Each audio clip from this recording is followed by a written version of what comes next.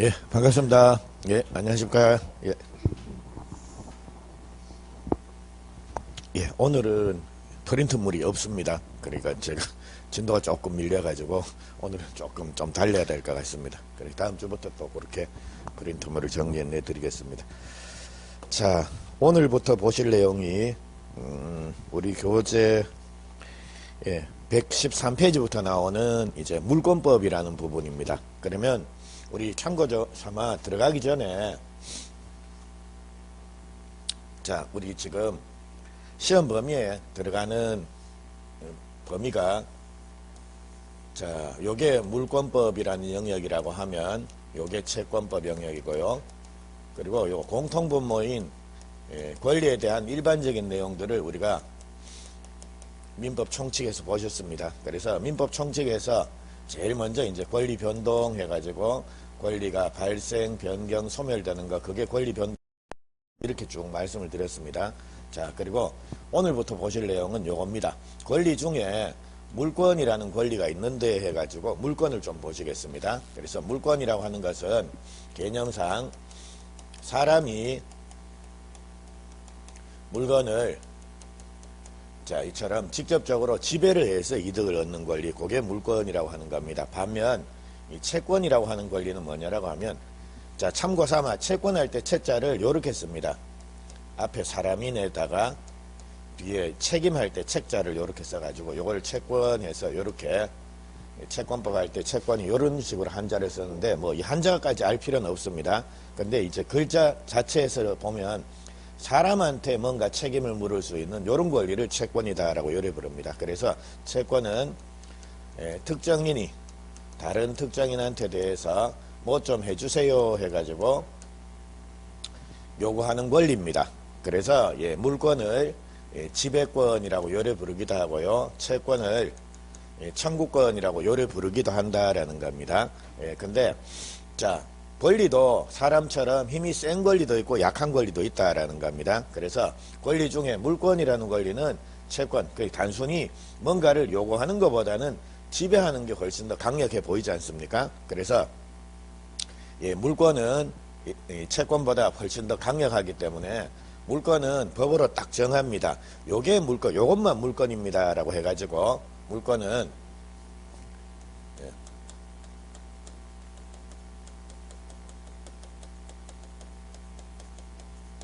자, 법으로 딱 정하는 것만 인정을 하자라는 이런 원칙을 물권 법정주의라고 부릅니다. 그리고 그 물권 법정주의가 물권법 제일 첫 번째 전문입니다. 185조 보니까 물권의 종류에서, 자, 이렇게 물권은 법률 또는 관습법 해가지고 법에 의하는 외에는 임의로 창설하지 못한다라고 요리되어 있죠.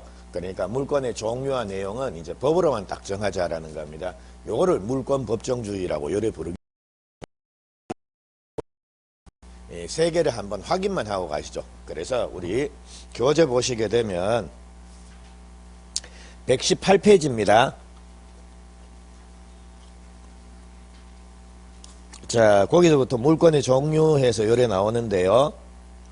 자, 120페이지 한 장 넘어가서 120페이지 보시게 되면 양괄로 2번입니다. 위에서 다섯 번째 줄쯤 해서 관습법에 의해서 인정되는 물권이란 말 나옵니까? 그래서 거기 보니까, 자, 법묘기지권, 관습법상 법정지상권, 그리고 동산양도담보권 등이 있다라고 요리되어 있죠. 근데 등이 뭔지 모르겠는데 하여튼 딱 세 개밖에 없습니다. 예? 그래서 관습법상 인정되는 물건이 법묘기지권이라고 하는 거하고 관습법상 법정지상권이라는 게 있고 동산양도담보권에서 요 딱 세 개밖에 없다라는 겁니다. 그러니까 그 뒤에 이어서 한번 보십시오. 그래서 다만 판례는 온천수는 그것이, 자, 용출되는 토지의 구성 부분으로서 독립한 관습법상의 물권의 객체는 아니라고 한다라고 이래 되는데 말이 어려운데, 자, 온천권이라고 하는 관습법상 권리 있습니까? 없습니까? 없습니다. 그러니까 관습법상 물권은 딱 세 개밖에 없습니다. 법묘기지권, 그리고 관습법상 법정지상권, 그리고 동산양도담보권에서 요 딱 세 개고요. 그 외에는, 자, 관습법상 인정되는 권리가 없습니다. 뭐 온천권이라는 거 이런 것도 없고, 그리고 뭐 근린공원 이용권이니 사조통행권이니 뭐 이런 것들이 쭉 나오는데 그게 밑에 판례에서 박스가 쭉 나옵니다. 미등기 무허가 건물의 양순이라도 반드시 등기를 해야지만 소유권 취득하는데요. 그러니까 미등기 건물을 샀으니까 등기를 할 방법이 없지 않습니까? 그러니까 이런 경우에는 얘는 소유권은 아니지만 소유권에 준하는 물건, 즉 소유권 비스무리한 권리 있지 않겠느냐라는 겁니다. 근데 우리 물권법에 보시게 되면 소유권은 있어도 소유권 비스무리한 권리, 이런 권리는 있습니까? 없습니까? 없습니다. 그러니까 소유권에 준하는 물건 이런 것도 없습니다. 예, 소유권이면 소유권이지. 그래서 그게 1번입니다. 1번에 나오고, 그리고 2번에 보면 관습상의 사도통행권에서 요거는 요런 내용입니다. 자, 이게 원래 갑이란 사람이 이 토지 소유자다라는 겁니다. 그리고 자, 여기가 이제 도로가 있는데 이 동네 주민들이 갑의 토지가 이제 도로 진입하기가 편하니까, 아니면 많이 둘러가야 된다라는 겁니다. 그러니까 이 동네 주민들이 갑의 토지를 왔다 갔다 했다라는 겁니다. 그래서 왔다 갔다 하면서 뭐 비 오면 빨래도 걷어주고, 자, 이렇게 했다라는 겁니다. 근데 어느 날 갑자기 갑이라는 게 펜스를 딱 치더라는 겁니다. 이제 내 땅이니까 다니지 마, 이래 된 겁니다. 그러니까 이제 동네 주민들이, 야, 우리가 계속해서 이제까지 다니지 않았느냐. 그러니까 우리는 뭐 관습법에 의해서 사도통행권이라고 하는 이런 권리가 우리한테 생긴 거 아니냐라고 한번 주장해봤다라는 겁니다. 그런데 이런 관습상의 권리 있습니까? 없습니까? 없다라는 겁니다. 그러니까, 자, 그래서 얘가, 자, 토지 소유자가 땅을 딱 맞고 이제 다니지 마. 다니고 싶으면 돈 내. 이래 되면, 자, 이 사람들은, 자, 이래 돌아다니든지, 아니면 일로 다니려면 돈 내든지 둘 중에 하나 해야 된다라는 겁니다. 근데 이 사람들은 억울할 거 아닙니까? 지금까지 공짜로 잘 다녔는데. 근데, 자, 그거로 만족해야지. 이거 우리가 오래 다녔으니까 관습상의 어떤 사도통행권 이런 권리가 우리 생긴 것 같은데 라고 한번 주장만 해봤습니다. 근데 그게 결국은 법원에 의해서 안 받아들여졌다라는 겁니다. 예. 자, 그리고 4번에 2번이 온천에 관한 권리, 4번이 뭐 근린공원 이용권에서 공원 이용권 해가지고 뭐 요런 관습상의 권리가 있는가? 그런 거 없습니다.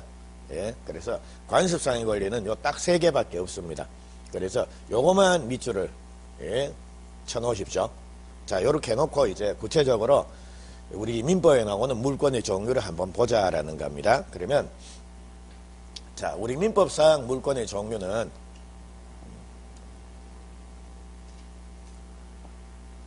우리 민법상 물권의 종류는 자, 크게 8개입니다. 자, 근데 물권 중에 제일 먼저 나오는 게 오늘 요 좀 이따 보시겠지만 점유권이라는 권리가 있습니다.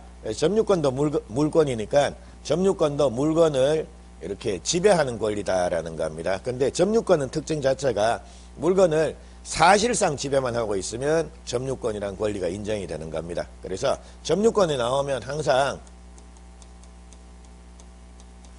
도둑놈을 생각을 해야 됩니다. 그래서 도둑놈이 물건을 훔쳐갔다라는 겁니다. 그래서 도둑놈이 물건을 사실상 지배하고 있다. 이런 경우에 도둑한테도 점유권이라는 권리는 있습니까? 없습니까? 인정이 됩니다. 다만 도둑이 물건을 훔쳐갔다라고 하면 도둑이 그 물건 주인이 되는 겁니까? 여전히 도둑놈입니까? 여전히 도둑입니다. 그래서 자, 도둑은 물건을 사실상 지배할 수 있는 권리는 있는지 몰라도 도둑이 물건을 정당하게 지배할 수 있는 권리는 있습니까? 없습니까? 그런 건 없다라는 겁니다. 그럼 이처럼 물건을 정당하게 지배할 수 있는 권리가 뭐냐? 그거를 본권이다라고 요래 부르고요.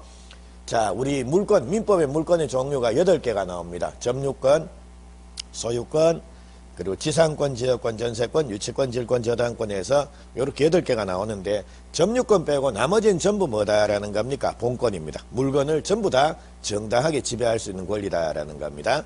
자, 그리고 자, 그러면 이제 본권을 보시는데 본권은 제일 대표적인 선수가 소유권입니다. 자, 그럼 보십시오. 소유자는 자기 아파트를 정당하게 지배할 수 있는 권리가 있습니까? 없습니까? 있죠. 우리 민법 211조에서는 소유자는 이처럼 물건을 자유롭게 사용, 수익, 처분할 수 있는 자, 권리가 있다라고 해서 이렇게 법 규정을 두더라는 겁니다. 그래서 소유권이 대표적인 본권이다라고 보시면 됩니다. 그리고 앞으로 자, 본권이란 말이 아마 오늘 점유권 하면서 본권이라는 표현을 한번 볼 겁니다. 그럼 본권이라고 하는 말이 나오면 아, 그냥 이 소유권이구나 라고 생각해도 큰 문제 없습니다. 예. 자, 그리고 이제 자, 그래서 소유권은, 자, 물건이 가지는 모든 기능을 가장 완벽하게 지배합니다. 사용도 할 수가 있고, 수익도 할 수가 있고, 그리고 아파트 자유롭게 팔 수도 있지 않습니까? 예, 그래서, 자, 그래서 소유권을 이렇게 완전 물건이다라고 요래 부르기도 한다라는 겁니다. 자, 그럼 완전한 물건이 있으니까 불완전한 물건들도 있을 거 아닙니까? 그것들을 이렇게 제한 물건이라고 요래 부릅니다. 근데 제한 물건은 이처럼 소유권의 사용, 수익, 자, 요런 기능만 가지는 권리도 있고요.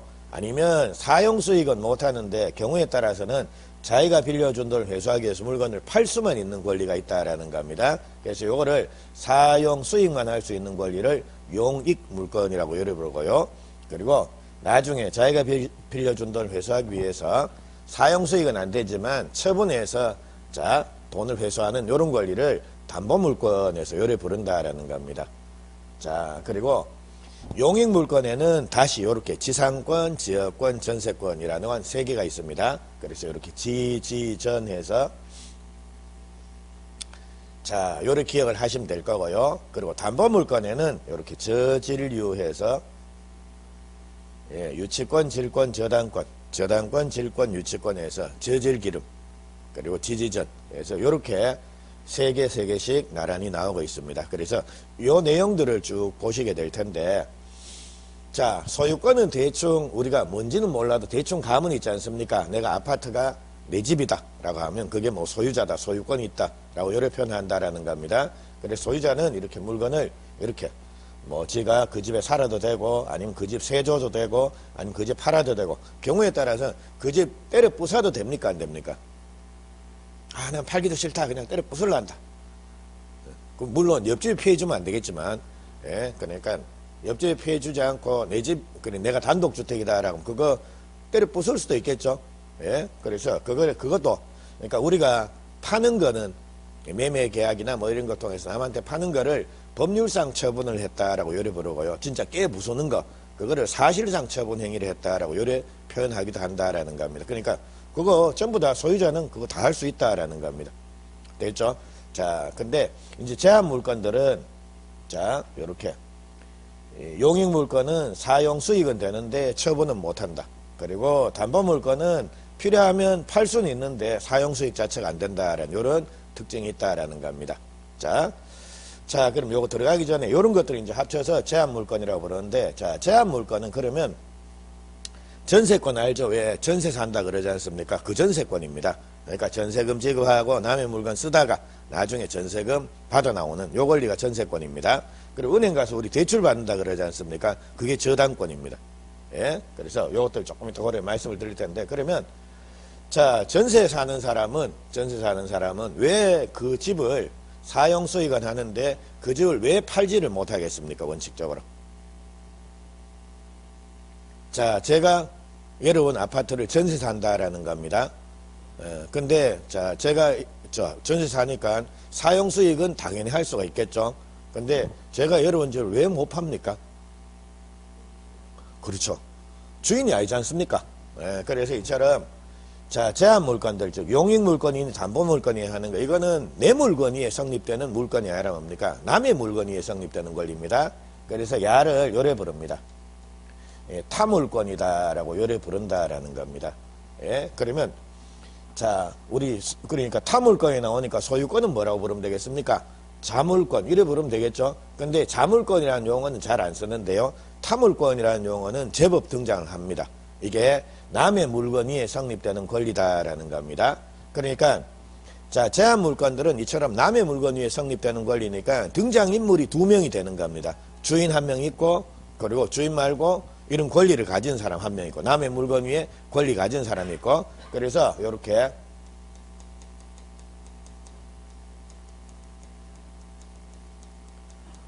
자, 요렇게 두 명이 등장합니다. 전세권자, 전세권 설정자, 지상권자, 지상권 설정자, 저당권자, 저당권 설정자, 이런 식으로 됐죠? 그래서 요렇게 등장인물이 자, 주인 한 명 있고 남의 물건 위에 권리 가진 사람 있고 이렇게 두 명이 등장하는데, 자, 이 중에 주인은 권자겠습니까? 설정자겠습니까? 즉 전세권자가 집주인입니까? 전세권 설정자가 집주인입니까? 자, 제가 여러분 아파트에 전세 산다라는 겁니다. 그럼 여러분은 전세권자가 되는 겁니까? 전세권 설정자가 되는 겁니까?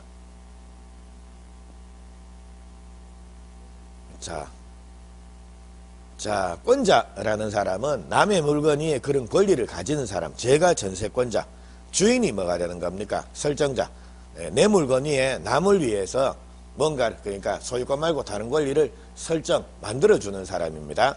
그래서 설정자가 주인이다라고 보시면 됩니다. 야가 주인. 됐죠? 그리고 권자. 야는 안주인. 주인 아닙니다. 안주인. 그러니까 뭐 바깥 사람, 안 사람 그게 아니라 주인이 아닙니다.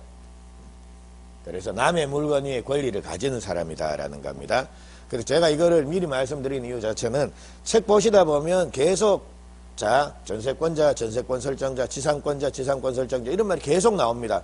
근데 그거를 여러분들 스스로 읽으면서 그리고 문제 풀 때도 읽으면서 아, 야가 누구다라는 걸 확인을 해야 되는데 이걸 안 하고 그냥 막 읽다 보면 반대로 생각합니다. 이상하게 되어버리면 막 꼬인다라는 겁니다. 그래서 우선은 아, 설정자가 남의 물건 위에 권리를 가지는 죄송합니다. 주인이고 권자가 남의 물건 위에 어떤 권리를 가지는 애구나라는 거 기억을 하십시오. 그러면 이거 저당권과 관련돼서 한번 보십시오. 자, 제가 제 아파트에 은행 가서 담보대출을 받고 자, 돈을 빌렸다라는 겁니다. 그러면 은행은 저당권자가 되는 겁니까? 저당권 설정자가 되는 겁니까? 은행은 저당권자입니까? 저당권 설정자입니까? 은행이 집주인입니까? 그렇죠. 그러니까 권자, 은행이 저당권자, 그리고 집주인인 제가 뭐가 된다라는 겁니까? 은행을 위해서 제 집의 저당권을 설정, 만들어주는 사람이다라고 해서 설정자라고 요리 부릅니다. 그래서 주인이 물건 주인이 설정자다라고 생각하시면 크게 헷갈리지 않을 거다라는 겁니다. 그래서 이제 자 말씀드렸으니까 이제 앞으로는 권자, 설정자 해가지고 그냥 막 뱉을 때니까 여러분들이 알아들어야 됩니다. 그러니까 야, 가가 주인이야, 주인 아니야 이렇게 저한테 물으시면 안 된다라는 겁니다. 그래서 요런 내용들 이제 하나씩 우리 쭉 봐나가실 겁니다. 자, 그러면 요쯤 해놓고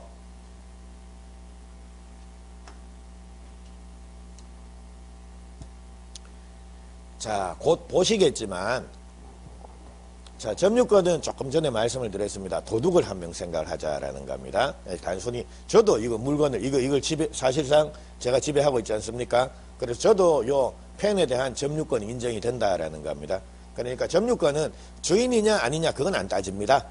됐죠? 예, 그리고 자, 소유권은 우리 아는 거. 내가 집 주인이다라는 거. 그거 생각하시면 큰 문제 없을 거고요. 자, 그리고 전세권은 전세 사는 거. 그리고 저당권은 은행 가서 대출 받는 거. 그거 생각하시면 될 거고요. 자, 지상권이란 권리가 나오는데 요 지상권은 요런 권리입니다. 자, 갑의 토지에 을이라는 애가 만약 건물을 짓는다라는 겁니다. 근데 갑이라는 사람 토지 위에 을이 함부로 건물을 지어 놓으면 이 건물은 갑의 자, 토지 소유권 즉 사용수익 처분을 방해하는 거 아닙니까? 그러니까 이 건물은 제대로 서 있을 수가 없겠죠. 자, 만약 여러분들 토지 위에 제가 여러분 허락도 없이 함부로 건물 지어놨다라는 겁니다. 그럼 여러분 와가지고 엄지척, 어이구 잘 짓네 해가지고 칭찬해 줄 것 같습니까? 당장 철거해 이래 나오겠습니까? 철거해 이래 나올 거 아닙니까? 그러니까 자, 내 땅이 아니라 남의 땅 위에 내가 건물이나 공작물이나 수목, 나무 같은 거 이런 것들을 소유하고 싶다라고 하면 남의 땅을 쓸 수 있는 권리가 있어야 된다라는 겁니다. 그게 바로 지상권이라고 하는 겁니다. 예? 그러면 이 지상권은 하는 기능이 왜 내가 건물 소유, 나무 혹은 공작물 소유를 위해서 땅을 임대할 수도 있지 않습니까? 그러니까 임대차하고 지상권하고 기능이 비슷합니다. 다만 임차권, 임대차라고 하는 것은 채권입니다. 나중에 말씀드리겠지만 그리고 지상권이라고 하는 것은 물권입니다. 그러면 땅을 빌려 쓰는 사람 입장에서는 내가 가지는 권리가 약한 임차권이 되는 게 낫겠습니까? 강력한 지상권이 되는 게 낫겠습니까? 지상권이 훨씬 더 낫겠죠. 그런데 자, 우리 보통은 땅 주인이 힘이 세겠습니까? 땅을 빌려 쓰는 사람이 더 강자겠습니까?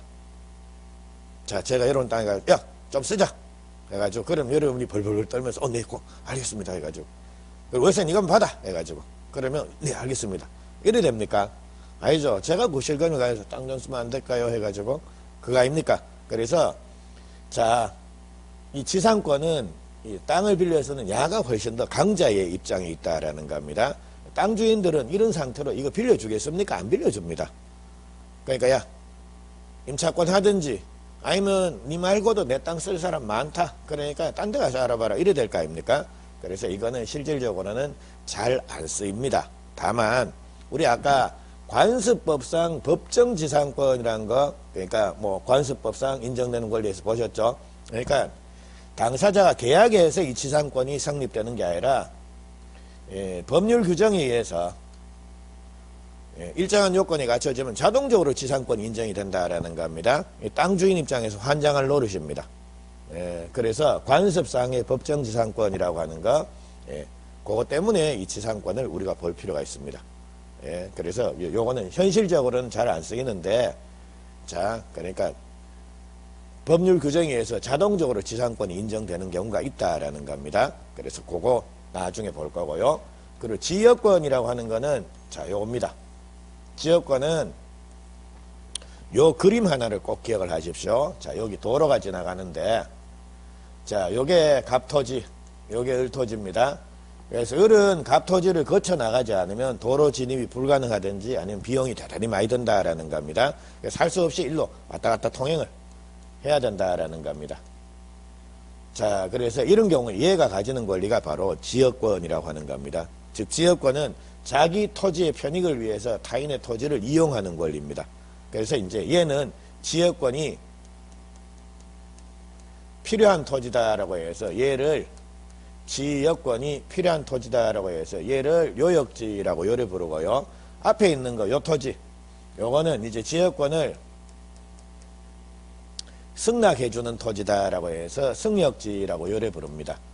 그래서 지역권은 요역지의 편익을 위해서 승역지를 이용, 즉 통행하는 이런 권리를 지역권이라고 요래 부른다라는 겁니다. 지역권 나오면 요 그림을 맹지가 하나 있었는데 맹지에서 왔다 갔다 통행하려고 하니까 자, 통행로 확보를 위해서 야들이 무슨 계약을 하는 거, 지역권 설정 계약을 하는구나 해서 그 지역권은 요 그림을 꼭 하나 기억을 해 놓으십시오. 그리고 전세권은 우리가 아는 전세권입니다. 전세금 주고 쓰다가 나올 때 전세금 받아 나오는 권리. 그래서 그거는 그냥 법에서 뒤에서 그냥 바로 정리하시도록 할 거고요. 자, 저당권은 우리가 은행 가서 아파트 담보대출 받는 거 생각하시면 된다라는 겁니다. 근데 저당권의 대상이 되는 거는 이거는 부동산입니다. 자, 근데 자, 부동산 말고 우리 시계, 금반지 이런 겁니다. 금반지 들고 은행 가가지고 자, 돈 좀 빌려주세요. 맡길 테니까. 이러면 은행은 안 해줄 거다라는 겁니다. 아니다, 금은 모르겠다. 요즘 워낙 미친듯이 올라가고 금덩어리 금괴 하나 턱 던져주면서 돈 좀 빌려주세요 하면 빌려줄지도 모르겠는데, 근데 이처럼 부동산이 아니라 동산을 담보로 정하고 돈을 빌리는 방법도 있다라는 겁니다. 그게 질권입니다. 그래서 질권, 이거는 저걸 생각하십시오. 전당포 주인이 가지는 권리다라고 생각하시면 됩니다. 요즘은 전당포가 거의 없지 않습니까? 근데 전당포 주인이 가지는 권리가 질권인데요. 근데 요 질권, 자, 요거는 우리 지금 우리가 물권법이 다 시험 범위인데 유일하게 빠지는 게 요거만 시험 범위가 아닙니다.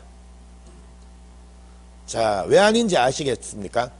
우리가 전부 다 시험 과목 한번 보시면 부동산학 개론, 부동산 공법, 부동산 공시법, 그리고 전부 다 부동산에 관련된 내용을 우리가 공부를 한다라는 겁니다. 그런데 요거는 야는 대상이 동산이니까 요거만 시험 범위에 빠지는 겁니다.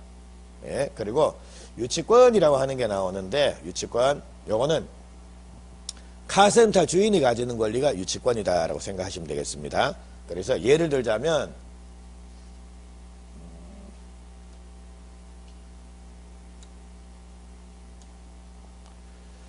자, 지금 갑이란 사람이 차가 고장이 나서 차를 을이 경영하는 카센터에 맡겼다라는 겁니다.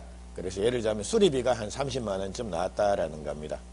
근데 을이 자, 차 수리가 끝나고 난 이후에 돈도 안 받고 이걸 만약 차를 돌려줬다라고 하면 갑이라는 사람은 다시 이 카센터에 오겠습니까? 안 오겠습니까?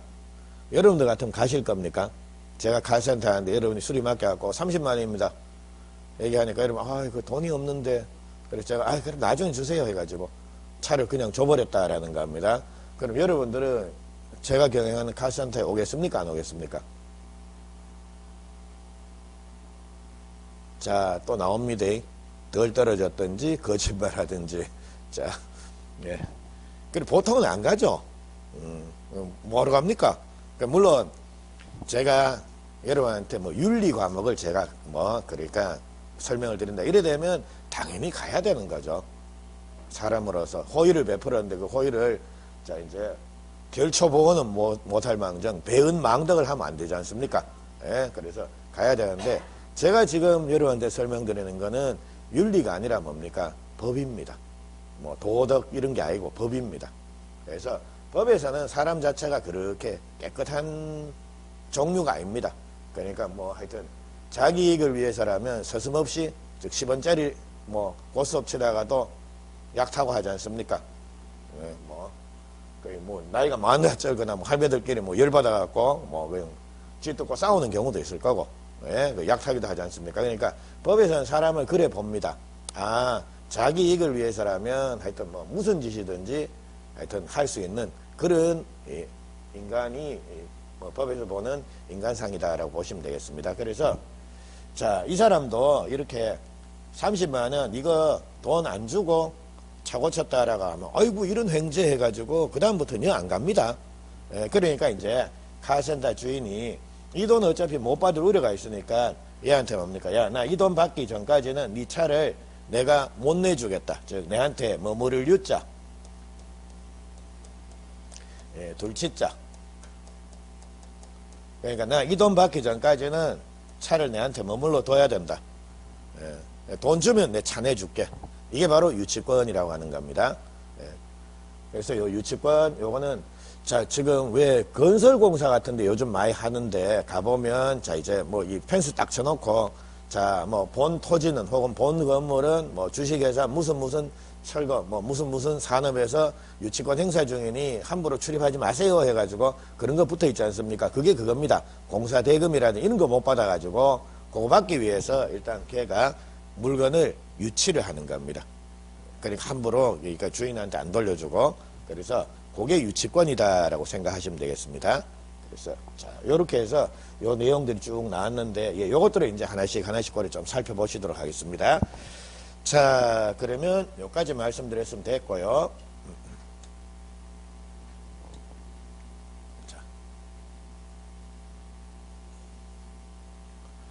자, 근데 어차피 물권의 종류는 시험 문제는 안 나올 겁니다. 왜냐하면 기껏 나오면 이거 관습법상 벌립니까 아닙니까? 그거 외에는 물어볼 내용이 없습니다.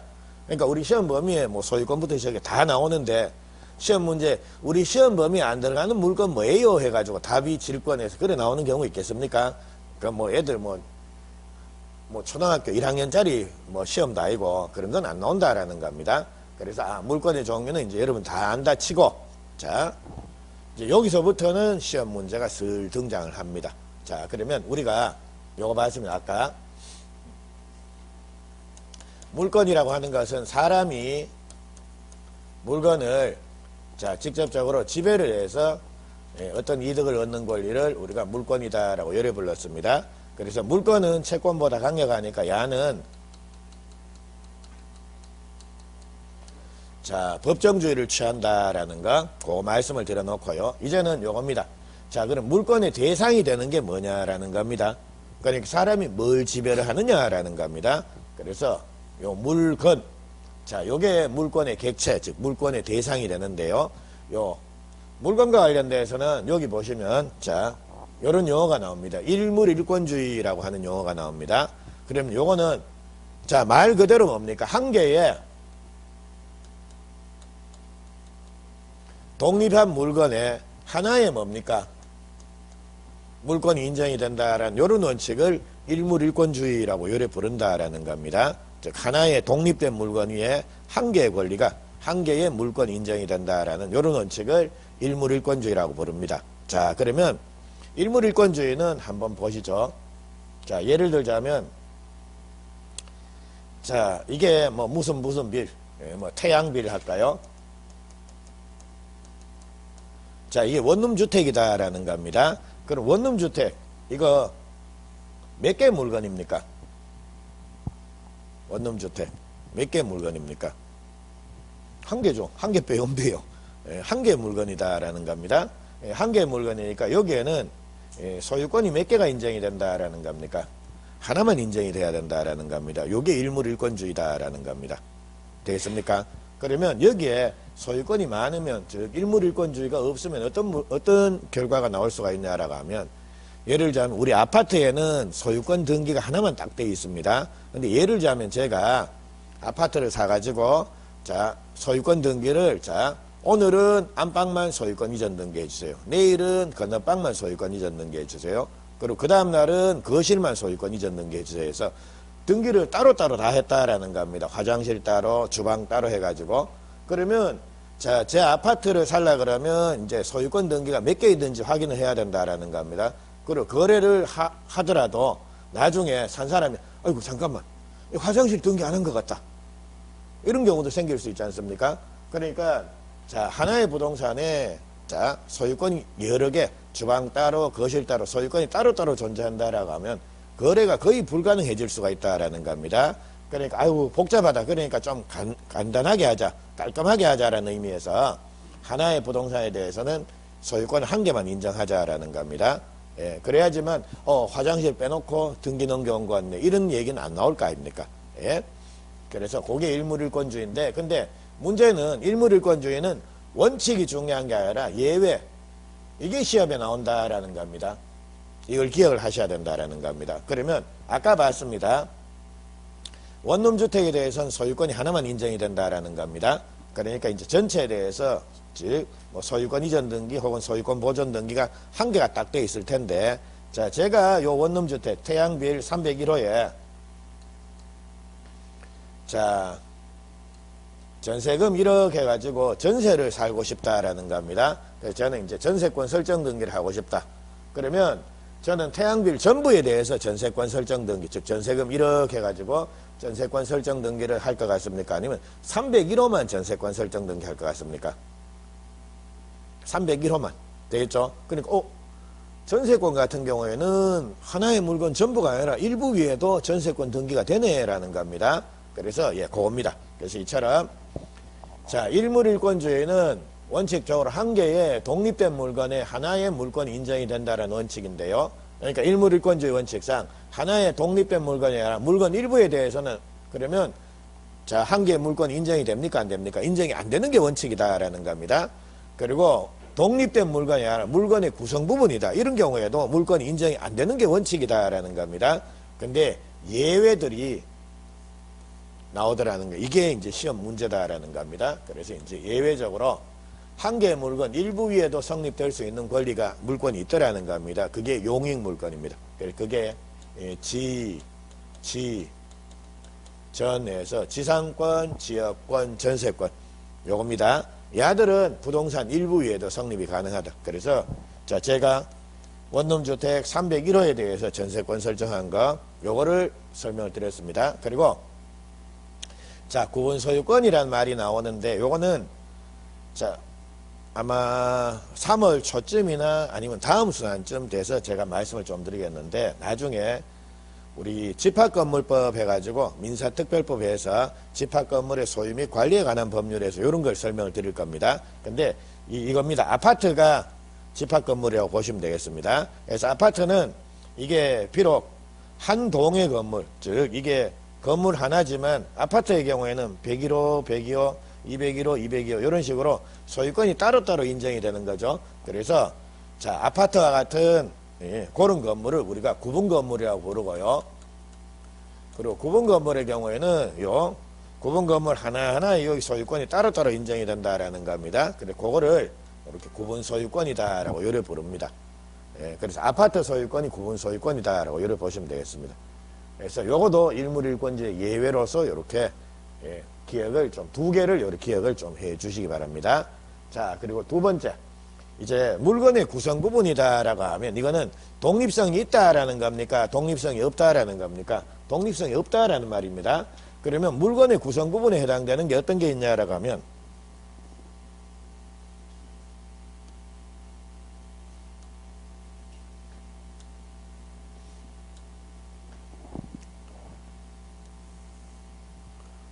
자, 이게 땅 지표입니다.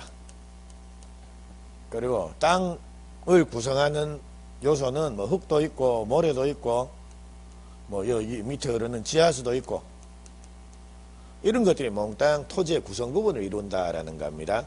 그러니까 야들은 이 토지하고 독립된 물건으로 취급이 되는 겁니까? 예, 토지의 구성 부분, 즉 토지의 일부처럼 취급이 되는 겁니까? 그냥 일부처럼 취급이 되는 겁니다. 그래서 우리 아까 이런 거 봤죠? 원천권이라고 하는 관습상의 권리가 있습니까? 없습니까? 없다 그랬죠? 자, 왜냐하면, 자, 요거 한번 봅니다. 자, 원래 이 토지가 갑이라는 사람의 토지다라는 겁니다. 근데 을이라는 사람이 여기에 온천을 개발한 겁니다. 그래서 이제 온천 개발해가지고 이제 장사 잘하고 있었다라는 겁니다. 근데 이제 갑이라는 애가 계약 기간이 끝나니까 야를 내보내는 겁니다. 내보내고 야가 뭡니까? 내가 하면 되겠다. 이 생각하고 그래 계약 기간 났으니까 갱신 안 합니다. 나가세요. 이래 됐다라는 겁니다. 근데 이 사람이 나오려고 하니까 뭔가 좀 기분이 나쁘지 않습니까? 아직 내가 개발해가지고 뽑아먹을 거 많은데 야가 그냥 나가라고 하니까 뭐 물론 이런 것들은 뭐 가격을 쳐줘갖고 뭐 지상물 매수 청구권이 하여튼 요건이 되면 팔고 나오고 이랬다라는 겁니다. 근데 야가 이거를 돈을 못 받았다라는 겁니다. 그러니까 이제 이 사람이 그래 내 나갈 테니까 이거 내가 개발한 온천 아니냐. 그러니까 이것도 돈으로 계산해 주라고 하니까 이 사람은 노 이래 된 겁니다. 두 명이 싸우다가 결국 을이라는 애가 법정까지 간 겁니다. 가가지고 판사님 이거 내가 개발한 겁니다. 그러니까 이 권리 온천에 관한 권리는 내한테 있으니까 이거는 별도로 돈을 계산해 줘야 되는 거 아닙니까? 라고 하니까 판사가 뭐라고 하냐라고 하면 자, 땅 속에 흐르는 물. 네. 그러니까 지하수, 그거, 물이 따뜻하면 뭡니까? 온천수 되겠지, 뭐. 근데 이거는 땅하고 독립한 물건으로 취급이 되는 겁니까? 땅의 구성 부분에 불과합니까? 구성 부분에 불과하죠? 그러니까 여기에는 독립된 권리가, 이거 독립한 물건이 아니니까요. 여기에는 독립된 권리가 성립될 수가 없는 겁니다. 그래서 온천권이라고 하는 관습상의 권리는 있다, 없다? 없다. 라고 그렇게 결론을 내린 겁니다. 그래서 이런 것들입니다. 그게 예, 땅을 구성하는 부분은 즉 물건을 구성하는 거는 흙도 있고 그리고 지하수도 있고 이런 것들이 있다라는 겁니다. 그런데 땅 속에는 이런데 땅 위에 있는 물건들을 한번 보자라는 겁니다. 그래서 지금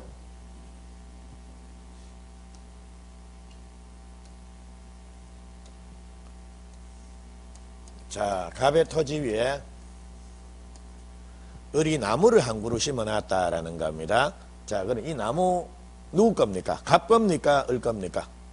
갑의 토지 위에 을이 나무를 한 그루 심어놨다. 자, 이 나무 갑 거냐 을 거냐 누구 거다라는 겁니까? 자, 야는 토지하고 독립한 물건으로 취급되느냐 아니면 토지의 구성부 아까처럼 흙이나 지하수나 이것처럼 취급을 하느냐라는 겁니다. 그래서 이처럼 나무 혹은 나무에서 안 따낸 미분리 과실 이런 것들은 토지의 구성 부분에 불과하다라는 겁니다. 그러니까 갑토지에 을이 심어놓은 나무 이거는 누구게 된다라는 겁니까? 갑소유가 되는 겁니다. 됐죠? 자, 근데 자 을이라는 애가 이게 갑소유가 되니까 갑이 이 나무 이 토지를 팔아버리면 이것까지 함께 쓱 넘어가는 겁니다. 그러니까 을이라는 애가 아니다.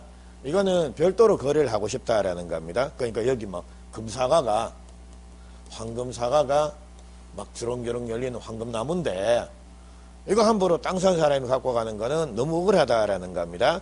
그래서 이처럼 자 토지의 구성 부분에 불과한 수목 혹은 수목의 집단 나무 여러 그루 그리고 미분리과실 이런 것들은 원래는 구성 부분이지만 이런 것들도 독립한 물건으로 만드는 방법이 있긴 있더라는 겁니다. 그 방법이 뭐다라는 겁니까?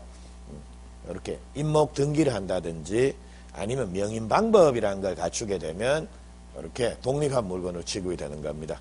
그리고 임목 등기는 나중에 중개사법에 보시게 되면 임목등기에 대한 부분이 나올 겁니다. 그러니까 한 문제씩 고려 나오니까 그냥 하여튼 부동산 등기하듯이 나무에 대해서 등기하는 겁니다. 그래서 요거를 별도로 등기해 놓으면 나무는 뭡니까? 별도로 을 거다라고 해서 그냥 독립된 물건처럼 취급을 해준다라는 겁니다. 그리고 명인 방법은 요겁니다. 옛날에는 임목등기할 수 있는 나무의 종류가 제한이 있었습니다. 그러니까 모든 나무가 다 등기가 되는 게 아니고요. 요런 소위 말해 돈 되는 나무들 있지 않습니까? 가들만 임목등기가 가능했다라는 겁니다. 제가 잘은 기억이 안 나는데 예전에 그게 임목등기할 수 있는 나무의 수종이 7개인가? 하여튼 그 정도밖에 안 됐습니다. 근데 지금은 그런 거 없이 그냥 뭐 그 규정 자체가 삭제가 돼가지고 지금은 제가 종류에 제한 없이 등기할 수 있는 걸로 알고 있거든요. 근데 확실치는 않습니다. 어쨌거나 그래서 옛날에는 이 나무의 종류가 임목 등기할 수 있는 종류가 제한이 되니까요. 자, 등기할 수 있는 방법이 잘 없다라는 겁니다. 그래서 지금 야가 황금나무를 갖고 있었는데 자, 임목법을 보니까 황금나무 이거 등기되느냐 안 되느냐 그 종류에 속하지 않더라는 겁니다. 뭐 소나무는 되고 뭐는 되고 뭐는 되는데 황금나무 이건 없더라는 겁니다. 그러니까 야는 등기가 안 된다라는 겁니다. 그럼 등기가 안 되면 이건 어떤 방법으로 독립한 물건을 만드느냐라는 겁니다. 그래서 이제 야가 여기에다가 팻말을 다는 겁니다. 자, 황금나무 주인은 나다. 그래서 을이다라고 해서 이렇게 이 나무 주인이 누구다라는 걸 외부에서 명백하게 인식시키는 방법으로서 팻말을 달아놨다 아닙니까? 그래서 요거를 요래 부릅니다. 명인 방법이다라고 요래 부른다라는 겁니다. 그래서 명인 방법은 좀 조잡합니다. 뭐 팻말을 단다든지 아니면 둘레에 새끼줄 쭉 매가지고 나무 주인 누구다라는가 그리고 뭐 함부로 출입하지 마세요 이런 것들입니다. 그래서 요런 방법을 통해서 자 미분리 과실 같은 거 요런 것들 혹은 나무 같은 거 요런 것들도 독립한 물건으로 만들 수가 있다라는 겁니다. 그거 됐고요. 그리고 이번에는 나무하고 조금 구별을 해야 될 게 농작물인데 자 예를 들자면 갑의 토지에 심어진 지금 병이 경작하고 있는 농작물 이건 누구께 된다라는 겁니까? 이거는 변께 되는 겁니다. 왜냐하면 농작물은 독립한 물건으로 취급이 되는 겁니다. 그리고 농작물은 명인 방법을 갖출 필요도 없습니다.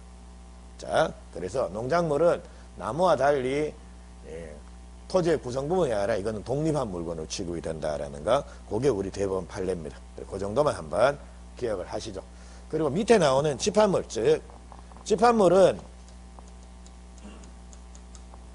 여러 개의 물건입니다.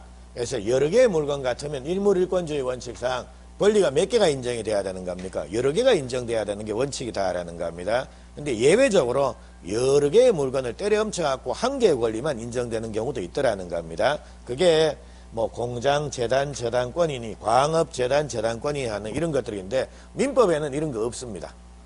민법에는 이런 게 없으니까 그냥 자 이거는 뭐 시험에 크게 나오진 않습니다. 그래서 여러분들은 양괄로 1번, 양괄로 2번 요거 위주로 해서 좀 정리를 해 놓으실 필요가 있습니다. 자, 요점 보시고 자, 우리 교재 한번 볼까요?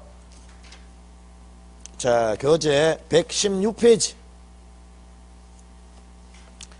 자, 중간쯤에 4번, 네모 4번에 일물일권주의 해서 나옵니다. 그래서 뭐 자주 나오는 내용은 아닌데 한번 보십시오. 그래서 뭐 내용 해가지고 이게 나오는데 자, 거기에 116페이지 제일 밑에 줄 한번 봅니다. 동그라미 2번 토지 해가지고 자 토지 일부에 대해서는 등기가 인정되지 않으므로 이게 바로 일물일권주의 원칙상 토지 일부에 대해서는 등기가 안 된다라는 겁니다. 그래서 등기하고 싶으면 토지를 둘로 나누는 분필 절차를 거쳐서 뭐 하여튼 뭐 나눠라 이건데 근데 제일 밑에 줄 그러나 해서 한 줄 밑줄 칩니다.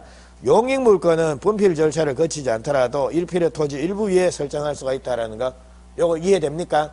그래서 용익물권은 부동산 일부 위에도 성립이 가능하다 그랬지 않습니까?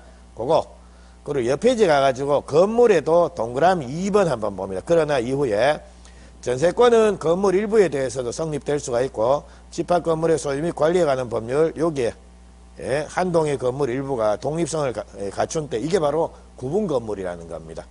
예, 한 동의 건물 일부지만 이게 구조상, 이용상 다 독립성 있는 그런 건물을 구분 건물이라고 부르고요. 그리고 구분 소유권의 목적이 될 수가 있다라는 그런 말이 나오죠. 그리고 그 두 개가 요겁니다. 요 두 개를 좀 외우십시오. 암기를. 그래서 117페이지도 거기 위에서 세 번째 줄 그러나 이후에 저당권은 건물 일부에 대해 성립할 수가 있으며 밑줄 치시고요. 한 줄 내려와서 구분 소유권 그거 밑줄 하나 쳐놓습니다. 자, 그리고 양괄로 3번에 수목에서 나옵니다. 수목은 토지 정착물로서 독립해서 물권의 객체가 되지 못하는 게 원칙이다. 토지 정착물로서 이 말이 결국 토지의 구성 부분에 불과하다라는 겁니다.